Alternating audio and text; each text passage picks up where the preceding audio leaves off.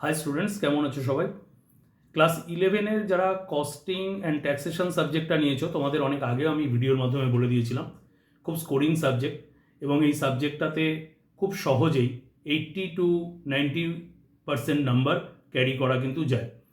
এবং তার জন্য ক্লাস 11-এর জন্য আজকে যে ভিডিওটা আমি বানিয়ে দিচ্ছি, সেখানে সেগুলো তোমরা একটু ফলো করবে। সময় সময়ে আমি যেভাবে বলে দিচ্ছি কোয়েশ্চেনগুলো, সেগুলোকে তোমরা একটু প্র্যাকটিস করবে।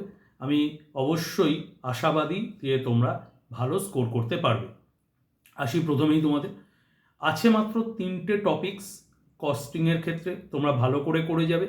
নাম্বার 1 হচ্ছে কস্টশিট।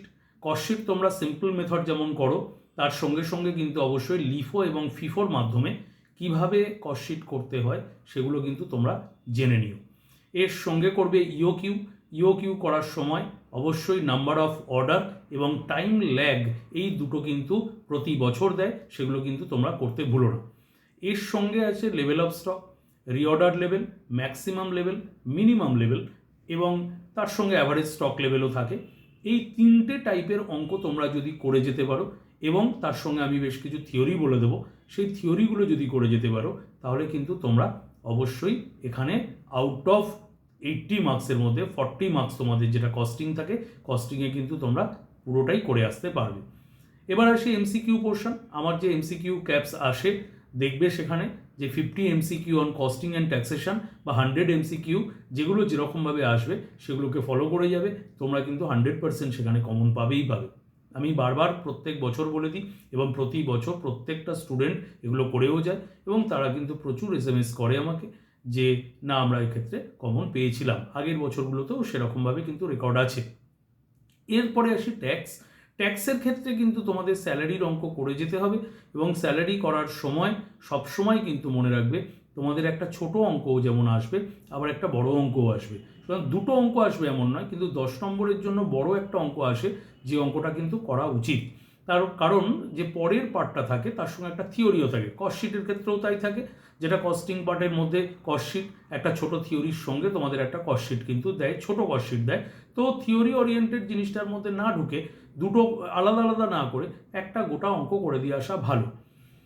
এছাড়া আসি, এর পরেও আমাকে ট্যাক্সে আর কি কি করে যেতে হবে। ট্যাক্সের মধ্যে থেকে কিন্তু গ্রস টোটাল ইনকাম এবং তার সঙ্গে সঙ্গে গ্রস টোটাল ইনকাম তোমাদের খুব ছোট্ট একটা এমনি কোয়েশ্চেন আসে, যেখানে 80C 80Gর একটা ছাড় এরকম কোয়েশ্চেন আসতেই পারে, যেহেতু স্কুলগুলো কোয়েশ্চেন করবে।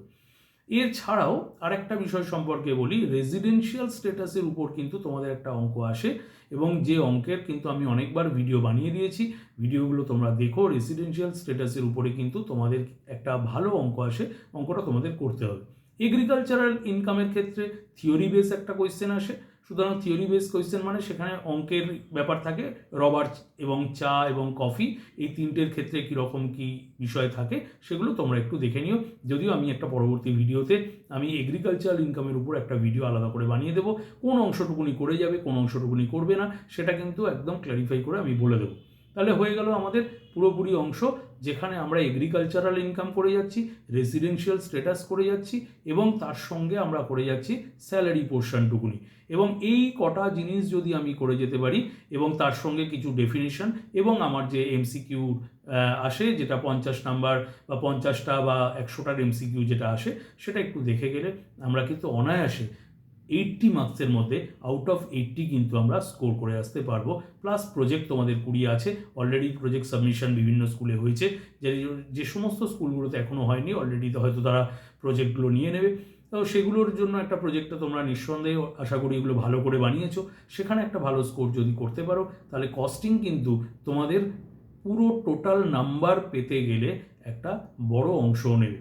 তো ক্লাস 12-এর ক্ষেত্রেও একই জিনিস আমি বলবো, কস্টিংয়ের ক্ষেত্রে কিন্তু খুব স্কোরিং সাবজেক্ট। আগের বছরও তোমরা জানো, এবছর যারা পরীক্ষা দিচ্ছ 12-এরও ভিডিও আছে, ভিডিওটা ভালো করে দেখে নাও। কোন কোন জিনিসগুলোর উপর আমি কিন্তু বলে দিচ্ছি, আলাদা করে অঙ্ক নিয়েও কিন্তু সেগুলো আলোচনা করে দেবো বিভিন্ন ভিডিওতে, সেগুলো কিন্তু তোমরা দেখতে ভুলো না। See you guys.